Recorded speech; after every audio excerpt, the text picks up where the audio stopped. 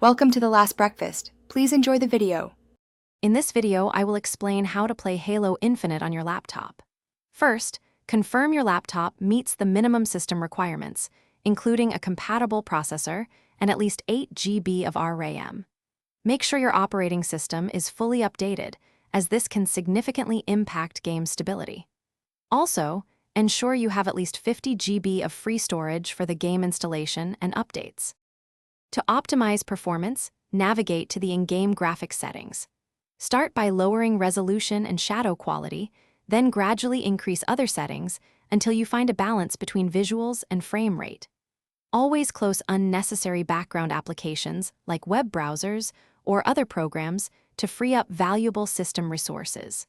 Finally, ensure your graphics drivers are current for the best compatibility and performance.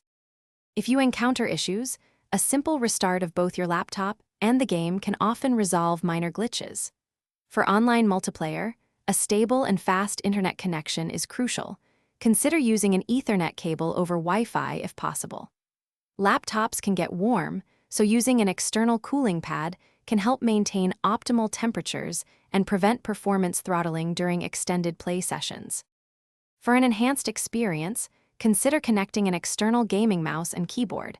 They often offer better responsiveness and comfort than built-in peripherals. If your laptop supports it, an external high refresh rate monitor can provide a much smoother visual experience. And for those long gaming sessions, make meal prep easy with these leak-proof containers. Check the description below for a link to these and other great deals to help you stay fueled and focused. Thanks for watching. If this was helpful, leave a like and consider subscribing. See you next time.